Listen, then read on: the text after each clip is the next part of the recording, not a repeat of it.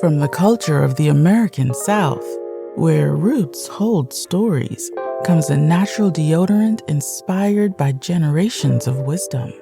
Introducing Rootwork, the all-natural foundational Black American-based deodorant infused with the magic of High John the Conqueror root. Our unique blend enriched with this legendary root offers 24-hour protection, rooted in the power of nature. Embrace this deodorant that celebrates culture, history, and your well-being. Unlock the magic of Rootwork today. Experience the pure essence of nature. Visit rootworkstyle.com and make the switch to a healthier, cultural choice. What's going on with y'all, man? It's been a minute since I have been on. Hope everybody's doing well on this lovely weekend. What's happening, y'all? I haven't tapped in a few days. Excuse me. Haven't tapped in a few days. I've been a little under the weather. I'm out of town with the family, and I've been a little under the weather, as y'all can hear. My voice is a little stuffy, and I didn't bring my damn herbs with me. I hate when I leave town and then get a little sickly and I don't have my herbs with me. Usually I use my Tahuti Mod raw herbs that I have, and that knocks out whatever I get. But yeah, I didn't bring my joints, and I didn't bring my herbs, so now I'm kind of down bad a little bit. But I'm cooling the gang. But I'm here chopping it up with the family. That's why I haven't done a tap in a minute. But I'm here though. I'm gonna chop it up with y'all for a little piece. I'm gonna chop it up for a little piece. A few things we got to touch on. So much stuff been going on this week, man. A lot of stuff happening this week. Um, I'll address a lot of it on my Sunday's broadcast tomorrow night. I'm gonna do my live YouTube joint tomorrow night. I'll touch on some of that stuff. One thing I want to touch on is the Derek Chauvin situation. So that's a major thing right now. Derek Chauvin, the suspected white supremacist who murdered George Floyd, he got allegedly poked up in prison. They said the reports are that he got somebody shanked him in the joint. Um, there's a lot of people that's very celebratory about it, which is cool. My thing is this: we got to look at this thing from both angles. We got to look at it from both angles because um, I know how the white supremacists are, and they've been trying to get sympathy from this guy. We have to look at it as a real thing, possibly, or it could be something that's manufactured to garner sympathy for Chauvin. Um, Chauvin just tried to get an appeal. He was denied the appeal. They tried to use the whole thing of George Floyd dying of fentanyl, that I'm white and I say so nonsense. This whole thing of George Floyd died of fentanyl the moment that he was getting choked by Chauvin is I'm white and I say so Hail Mary that they're trying to throw against the wall. And, thankfully that's not sticking nowhere. And he was recently denied that appeal, and then he gets poked up. Now the white supremacists will let something like this happen or say something like this happen in order to say, hey, look, he's in danger. We can't have him in jail. We got to get him out because he's not going to be safe, and whoop. So they'll try to use that as an excuse to somehow let him out or be sympathetic about releasing him early. So we got to look at it from that perspective. Or we just got to look at it for face value. Somebody got that ass. That's the real possibility too. Again, people know who he is. And when you lock down, and I think this happened in Arizona, and your name is ringing in them prison walls, and it ain't ringing too good. So now you fresh meat out there, man. You food, so cats can get some stripes off you. So there's a possibility that somebody did poke him up. You dig? And that's how karma works. A lot of people in the dominant society I saw, and I see some of the right wingers in here. Right News, I see you in here, bro. This is one of these right wingers, and they sit up and say stuff. Oh God, this is horrible. The Democrats got blood on their hands because of Derek Chauvin getting poked up. Y'all saying little weird stuff like that. Well, Derek Chauvin, I mean, if you didn't commit a murder, you wouldn't be in prison susceptible to shankings. That's what y'all tell us. Don't do the crime if you don't want to do the time, buddy. Y'all tell us that when things happen crazy in prison. When we complain about the prison conditions, y'all tell us, shut up. You shouldn't have robbed the liquor store, Negro. Well, damn it, we're saying that to Chauvin and his people. You shouldn't have choked this man to death. I don't want to hear about that fentanyl nonsense, because even if that man was having a fentanyl overdose, the way you react to it is not by putting your damn knee on somebody's neck. So you're not in the right any way around that. Y'all can miss me with that nonsense. So yeah, Chauvin is where he's supposed to be. He's doing the time he's supposed to do. I think he got off light, to be honest. That little what they give him, 27 years. What they give him? How many years they give him? I forgot. And there had to be a global uprising in order to get those little years up out of him. But he's where he's supposed to be. And if y'all want to complain about the violence in prison, well, that's something that needs to be addressed all across the board. Don't talk about violence in prison when the white supremacists get poked up. There's a lot of violence that y'all let go on in the prison system. A lot of violence and rape and all types of weird stuff that y'all let go on when black people are suffering. Now that your little cut buddy, he's allegedly suffered. Now, oh, the system is broken. No, I don't want to hear that. I don't want to hear that at all. Let me get some of these callers in here. We got some of these Ethiopian callers. I think they're Ethiopian. Habasha, what's your name, man? Habasha, what's your name? Habish? Turn your microphone. Yes, it is Habasha, Habasha. Habasha, what's on your mind, man? You know, Tariq, I hope your night is doing good. Happy holidays to you. Yeah, Yeah, so moving on. Uh, you know, I don't know why black folks are still on our coattails. We are trying to delineate. I've had a lot of black people tell me, you as an Ethiopian are black, and I'm telling them, I got nothing to do with you. We aren't the same people. And you got these people literally begging me to be part of their lineage. In fact, recently there was a South African mixed girl, by the way, whose dad is white, say that she's considered colored, and black folks, majority of them FBAs, were fighting to keep her part of the lineage. So some of your people, Tariq, are begs. we we don't care. We really don't care, brother. We don't care. You tethers, y'all sit here and project these fantasies. I got them. We just don't care. I promise you, we don't care. Y'all sit up with FBA on the brain all day. We don't give a shit. You got all those flags, and you're over here in Memphis somewhere. We just don't care. What's that girl, that singer, um, who has that TikTok song, Tyler, whatever her name is? It was some of the tethers were upset. It was the tethers who were upset because they were like, we as foundational black Americans, like, okay, she's a black girl, all right, she's black. And they were like, no, no, no, no, no, she's colored. She is colored. She is not black, she's colored. Because over in South Africa, they got them little janky racial designations that keeps y'all funky in the game over there, which is ridiculous because the white supremacists done broke y'all up in these little color groups where the small minority dominates every damn body because they done broke y'all up in different colors. So if you're a little lighter, you're the coloreds.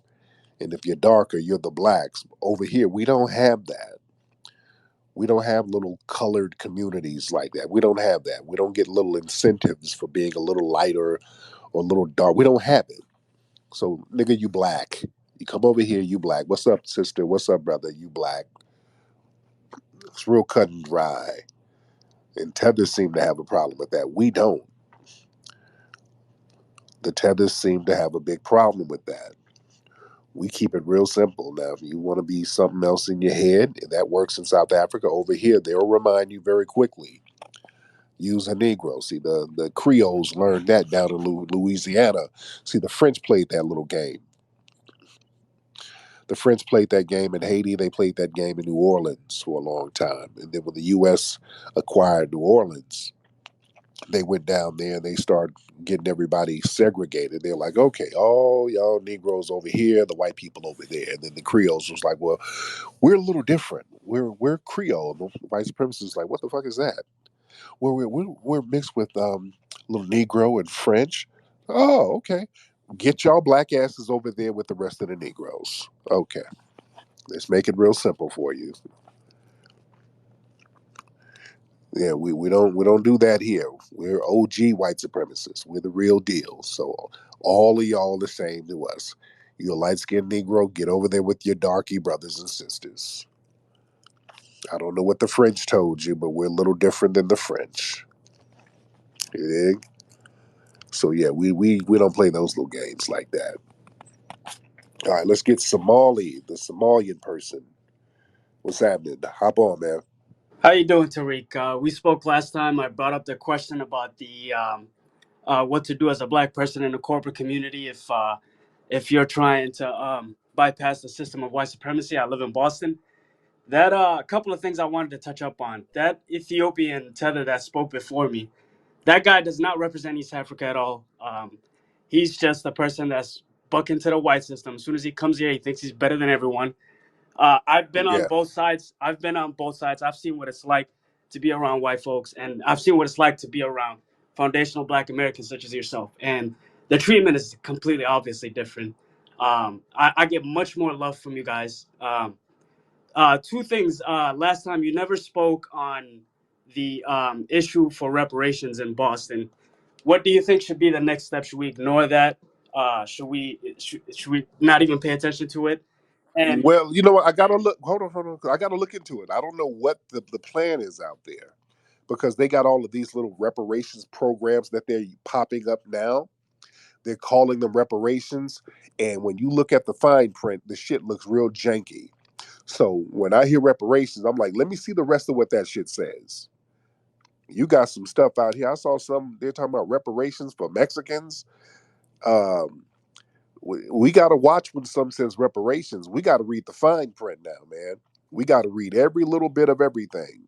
We got to read everything they throw out here talking about some damn reparations because they know that's a buzzword now. The grassroots, we made the word reparations hot, so now they're going to use that and try to trick bag it up. So I don't know what the Boston reparations thing is. I have no idea what's in it. I don't know who's the author of the document. I don't know any of that. So I would have to look at that. Reparations, just saying it, that ain't good enough no more. We got to get into the meat and potatoes. Reparations for who? Well, people who experience racism. No. Yeah, I put up a clip of a guy who's was a Guinean from Guinea, and he had a do rag on covering up his damn hairline, trying to blend in, talking about we need reparations for 400 years of oppression. We need reparations. I'm like, whoa. So yeah, we really gotta get this thing straight about who's supposed to be getting what and all that. Because now people are trying to hide hairlines and put janky ass documents out here. So we need to really get this bullshit cleared up. It's a lot of funny style stuff going on out here. When the word reparations, we done made it a hot topic. So now everybody wants to get on that bandwagon. So we got to watch every word. All right. Let's get Let me see who we got. Well, a lot of people in here. It's a lot of folks, and I ain't gonna be on here too long and everything. Let me see. What happened to that Sarah lady? All right. Hold on. Who's this? All right, Mira. All right, Mira, hop on, Mira. Mira or Myra? It's Mira. All right, how are you, Mira? I'm You doing. have you called? Sorry. Have you called before? Have you called before? Maybe. Okay, you have. That's yes. Okay, go ahead, ma'am. I just have a question for you. Yes, ma'am. How do you feel about your people washing their turkeys in Dawn dish soap for Thanksgiving this past week? My people. Yes. What my people? The people with the melanated skin, sir. Ma'am, don't you have melanated skin too? No, I'm white as snow, crystal white, snow white, some may say. Ma'am, you're that white Hispanic chick who calls up and act like she's not Hispanic. I know your voice. You're that wannabe Anglo. You're white Hispanic, and you try to act like you're not Hispanic, ma'am. Do you really want to go there about I am cooking not Hispanic, habits? sir. I Yes, could you post are, my 23andMe for you if you'd like. ma'am. The only thing you got that's 23 or 23 miles over the border that you got to get over here Well, from you know South what you America, have, sir? You have ma'am, 23 baby ma'am, mamas, so.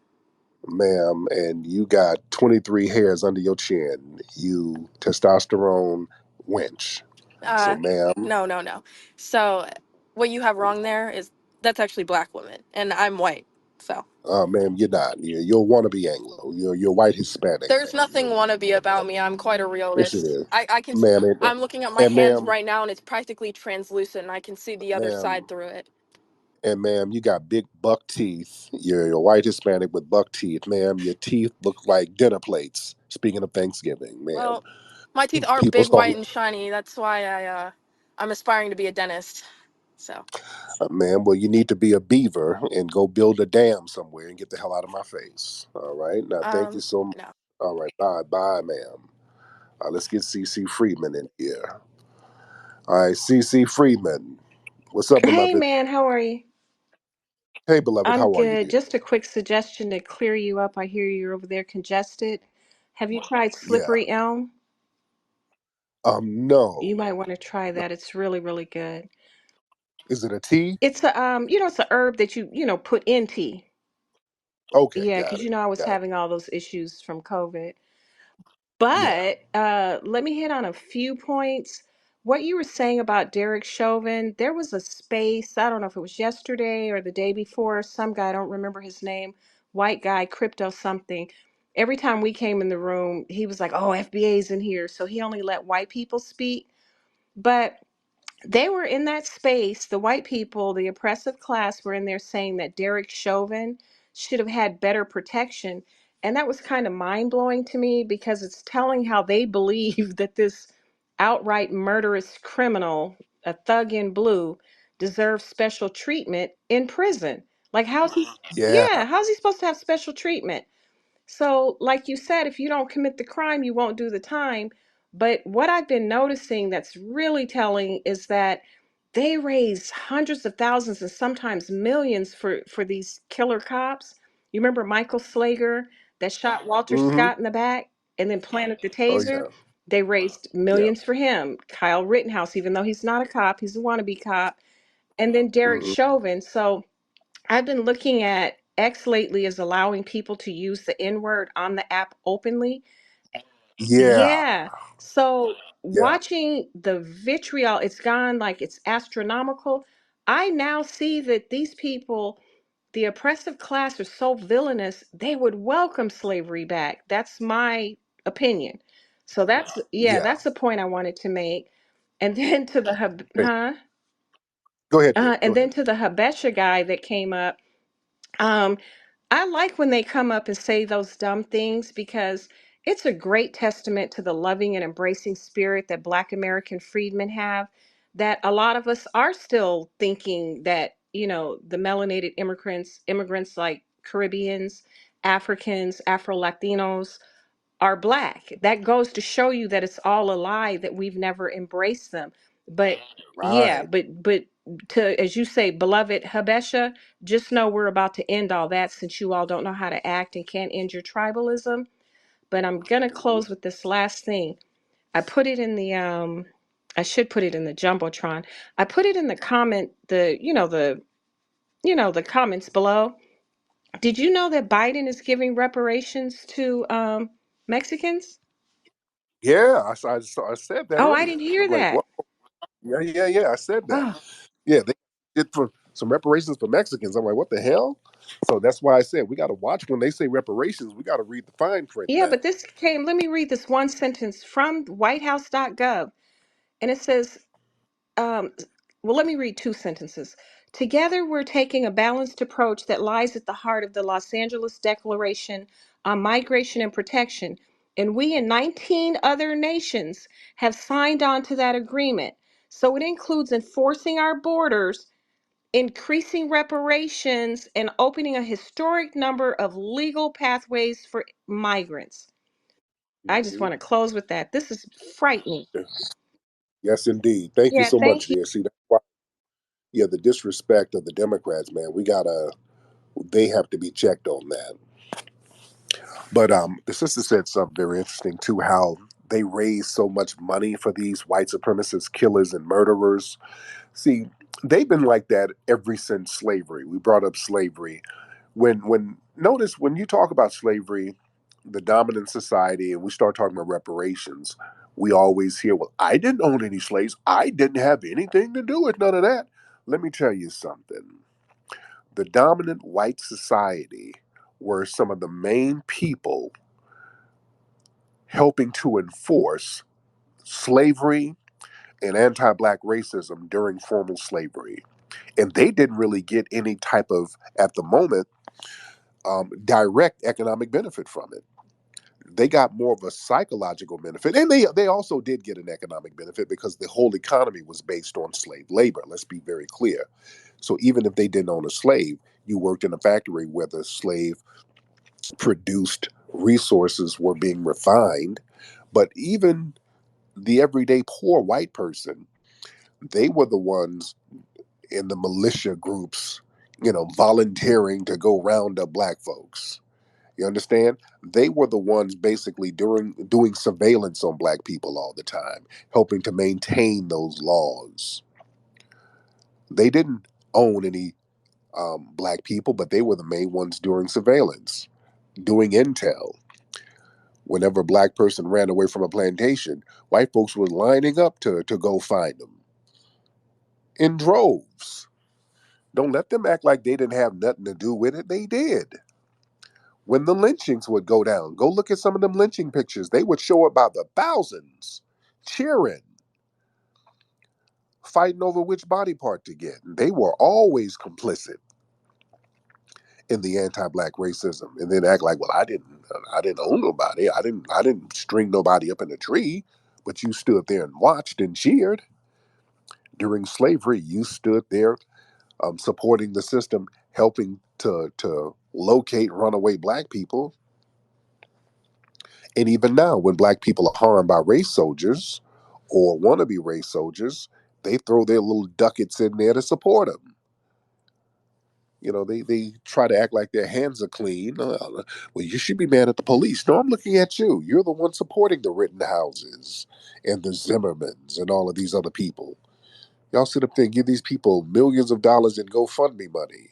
So it's supported by people who get a psychological benefit from seeing a white person do something oppressive to a black person. So they're all complicit in it. Yeah. Let me see. Let's get Brother Terrain in here. What's up, Brother Terrain? Brother Terrain. You doing this evening? I'm good, brother. How are you? I'll be better, man, when this food wears off. I've been dragging for the past 3 days. Oh yeah. Oh yeah. Oh yeah. Um, I just wanted to make a couple of points. Oh, well, I wanted to throw one thing out there and make another point. Um, Yeah. the situation with Derek Chauvin. I don't, I'm sorry it happened that it wasn't finished, but I'll leave that alone. Really? But but I feel like that might be some internal prison politics that's going on because I guarantee you that dude is either being protected by the guards or by the Aryans gangs in there one way or the other. So Yeah. so something about that is off because I guarantee he's looked at as a hero in there on that. So that needs to be more investigated. The second thing I wanted to ask or throw out there is the politically, man, the Biden administration is in serious trouble with black voters. And I know they are because I've seen more and more like more vicious attacks and more condescending attacks from a lot of the shills that are in the bag for Biden Harris. Now, I don't want to get into a conversation about who people want to vote for, but I've noticed that over the past couple of years, it was basically, it was either stripping or get your booty to the polls or just shut up, black man, and just go vote because you're holding us back. But now I'm seeing this campaign of just straight up condescension, like you're too stupid to understand how the process works. And if you're upset with the administration and them funding Ukraine and Israel, then just shut up anyway and don't ask no questions and just go ahead and go vote. So I personally think I think the Dems are going to be in for a very rude awakening by the fact that the issues that are important to their base, they're not paying attention to, and they're being disrespectful to them about it. Because, to the point where even Jamal Bowman is saying that the fact that we're not talking about reparations is going to hurt us in 2024, and people are disregarding that. So I'd love to get your take on what you think the political landscape is going to look like in 2024 in our land. Thank you, brother. Good question, man. And again, I've seen some of these videos, and they're doing the same play with these Democratic shields. And Democrats, I hope y'all are listening. Y'all people at the DNC, listen, we can smell your Democratic ops from a mile a damn way at this point because y'all have a prototype that you use. There's always a little bedwinchy vibe. It's always a tether. There's a tether bedwinchy vibe. And like my man Terrain said, there's always a condescending tone. Um, they come out here, they start acting like black voters are dumb and we're too dumb to see that the Republicans are going to get us. They use the same playbook. The sky is falling. If you let the Republicans get in office, the sky is going to fall. Everything, we're going to be back in slavery if you let the Republicans get back in office. The scare tactics that they try to use, they don't understand them shits don't work. All the hell that we've been receiving has been under the damn Democrats. You can't scare us with the Republican thing, that the Republicans are going to get us. That y'all tried that and it didn't work. And I've said this before when Trump was in office, and I'm no fan of the Republicans, but Trump didn't really put any overtly anti-black policies out there. None. Trump didn't put any anti-black policies out there. But the damn Democrats, man, we were getting locked up left and right for anti-Asian hate crimes. We were being targeted for that nonsense. The Democrats are throwing all of these illegal immigrants into black neighborhoods. The black communities all over the country are begging for help. Like, hey, Democrats, what are you doing? Y'all dumping these people into our neighborhoods. We don't know these people. They're using our facilities. We got to kick our kids out of sports facilities because y'all bringing in illegal immigrants. Y'all housing these people using our tax dollars. Some of these people are criminals. They had one dude from South America who was a damn a murderer that got out of jail and came up here. I just saw a story about that guy from down there in South America. They done put him in a damn black community. So the black community is like, hey, man, what the hell? Y'all can't scare us with nothing that the Republicans are going to do. What are they going to do that you ain't doing? You dig? Y'all better cough up that bread that you owe us. We got to get that reparations thing happening.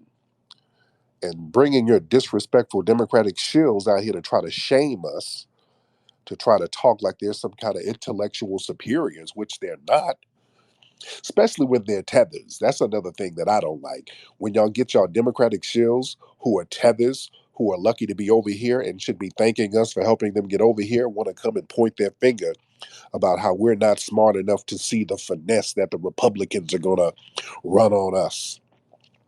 And no disrespect, I don't take political advice from tethers. You understand? If you couldn't fix your own homeland and people are pissing and shitting in the streets in your homeland, you can't say nothing to me. I don't want to hear nothing you have to say. You're not going to be condescending to me. And people over there in your homeland wiping their ass with leaves. You can't say nothing to me. No disrespect.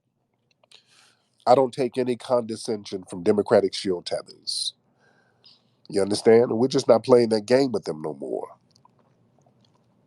So they're going to have to do what we're telling them to do: break bread, give us what's owed. Y'all give everybody else things that are not even owed to them. If they're aggrieved in any shape, way, form, or fashion, y'all write checks for them.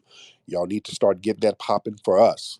We don't give a damn if the white supremacists don't like it. They don't like anything we do anyway. We're past that like shit. We're talking about what's due. We ain't trying to sit around and hold hands and kick cans and sing kumbaya no more. Black folks are finally getting a backbone, and we're letting y'all know what the business is. All right, but let me get up out of here, man. I'm about to go get some of them herbs from somewhere, and y'all be good, man. I'll be on live tomorrow on my Tariq Radio YouTube channel. Y'all go to Tariq Radio and subscribe to my YouTube channel, and I'll chop it up with you guys tomorrow. Peace.